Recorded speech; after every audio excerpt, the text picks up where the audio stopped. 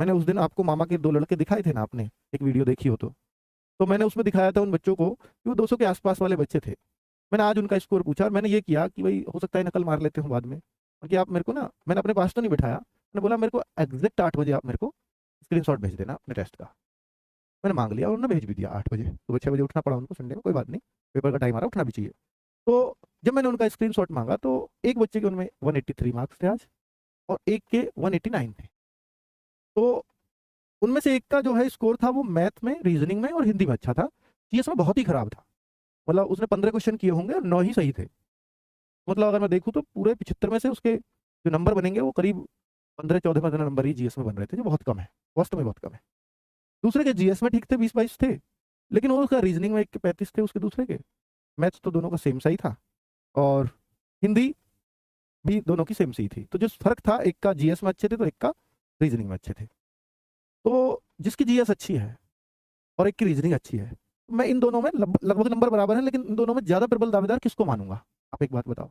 मैं प्रबल दावेदार उसको मानूंगा जिसका रीजनिंग, मैथ और हिंदी अच्छे हैं। जीएस वाले को मैं प्रबल दावेदार नहीं मानूंगा।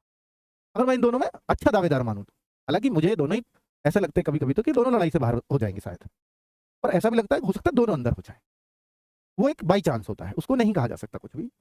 तो अभी मेरे को इनके 60% बाहर होने के चांस लग रहे हैं, 40% हो सकता है ये सही कर जाए पेपर को। तो बच्चों, जो अब ऐसा क्यों? क्योंकि जीएस जो है वहां पर आपको धोखा दे सकती है, मैथ रीजनिंग हिंदी धोखा नहीं देंगे। जिसके मैथ रीजनिंग हिंदी अच्छे हैं वो पेपर में खुश होकर के आएगा ही आएगा, क्योंकि जीएस को पे वो डिपेंड ही नहीं है। और मैं ये मानता हूं कि यूपी पुलिस के अंदर जीएस परेशान करेगी, चाहे आपने कितनी भी पढ़ी हो, तब भी आपको जीएस परेशान करने वाली मिल सकती है। इसका माइंडसेट आप लेकर के जाएं।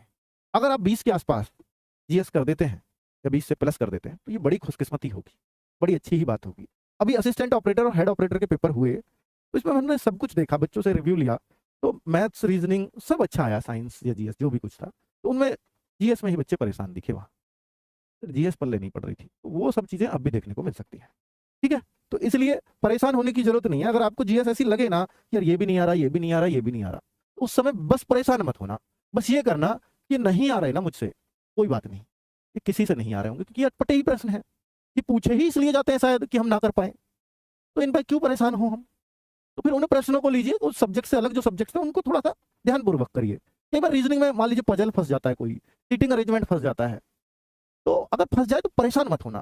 सोचना कि इसको गोल कर देता हूँ, इसको बाद में पढ़ूंगा जब पेपर को पूरा अटेम्प्ट कर लूंगा। बच्चों यकीन मानना कि जब आप पजल या कुछ बड़े लेंदी क्वेश्चन को, सीटिंग अरेंजमेंट के क्वेश्चन को छोड़ करके आगे बढ़ते हैं, उस पर 3-4 प्रश्न है, मुझे भी मालूम है एक एक क्वेश्चन पे 3-4 प्रश्न आ रहे हैं, तो उस समय जब आप पे टाइम का प्रेशर नहीं होगा ना, अगर आपको पहले उस क्वेश्चन को करने के 60% चांस थे कि पढ़ते टाइम भी लगाते 60% चांस होते उसको करने के, क्योंकि प्रेशर अभी बहुत बहुत पेपर पड़ा है, टाइम कितना हो गया, ये सब प्रेशर है। लेकिन जब आप बाद में उस प्रश्न पे आते हो ना, सारा पेपर करके, तो आपने उस पर टाइम ही नहीं लगाया, ऐसा प्रश्न देखो टाइम नहीं लगाना, यार ये टाइम लेगा इसको बाद में देखूंगा, तो उसको लास्ट में आना। अगर पहले उस प्रश्न को करने के 60% चांस थे, तो बाद में उस प्रश्न को करने के 90% चांस बन जाएंगे बच्चों, जब आप बिना टाइम के प्रेशर के उस प्रश्न पर दिमाग लगा रहे हो।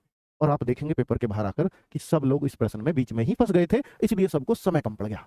ये सुनेंगे आप बच्चों से, तो आपको सब देखो उस समय कितनी खुशी होगी, यार मैंने बाद में इसको अटेम्प्ट किया तो कितना बढ़िया रहेगा।